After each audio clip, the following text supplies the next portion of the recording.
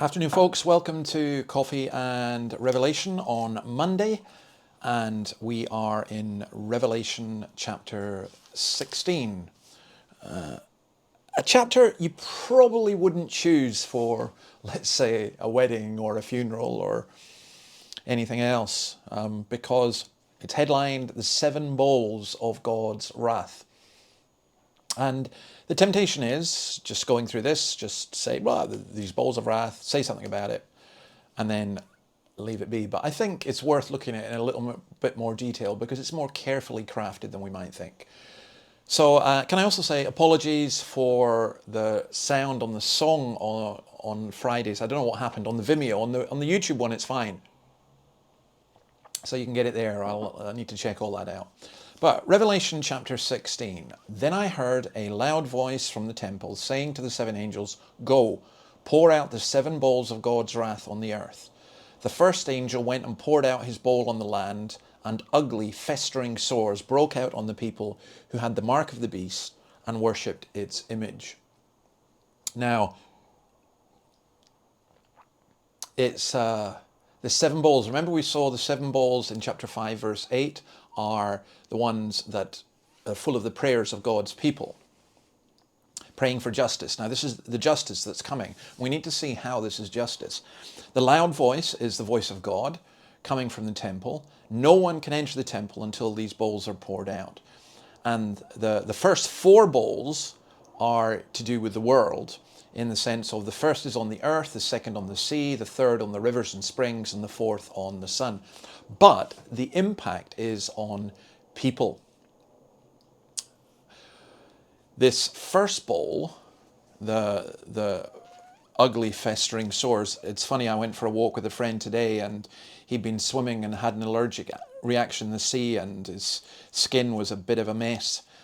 And there are those of us, we've had ugly festering sores, maybe not as bad as Job. If you read the book of Job, and his boils were such that he was scraping them off with a bit of broken pottery. He was in such agony. It's amazing how sensitive our skin is.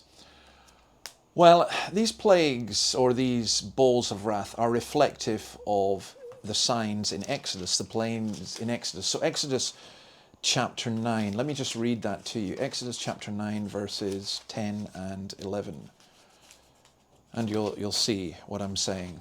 Exodus 9. So they took soot from a furnace and stood before Pharaoh.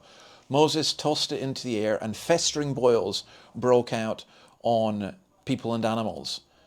The magicians could not stand before Moses because of the boils that were on them and on all the Egyptians. But the Lord hardens Pharaoh's heart and he would not listen to Moses and Aaron, just as the Lord had said.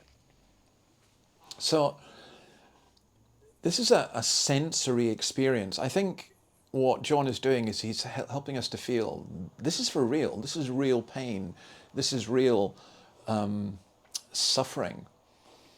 And I think Nancy Guthrie, I haven't mentioned her for a while, points this out very, very well in terms of this is God's wrath on idols. So the magicians of Pharaoh were basically feeding their own idols. And we make idols in this sense. Let me suggest this in terms of health and medical technology, which I'm very, very thankful for. But we can make idols of them. We can say, our medicine can deal with all this. We can guarantee ourselves health. And the point is that we can't. Those of us who have to deal with health issues, it's nice when we're free from pain. It's nice not to have festering boils. But God, in a way, is showing us here that we're not free of all of that. The magicians of Pharaoh and the mark of the beast cannot save us. And I think these are important things for us to remember. We live in frail bodies. You know, you look, today is the day of the Queen's funeral, and just before she died, that incredible photograph of her continuing her duty with Liz Truss, and yet looking incredibly frail. Somebody said, I thought the Queen was eternal. Well, she's not eternal. She's a human being who's frail, the same as the rest of us. And I think that's the lesson we are to take from this. that none of us is guaranteed good health all our days, and that in some aspects, the sickness and so on we feel is the pain that of God's wrath upon a world that has turned away from him. Now, Jesus, of course, came to be the great healer, and that's exactly what he does. But it's important for us to remember that without Christ, there is no healing. So, God bless you, and we shall see you tomorrow. Bye.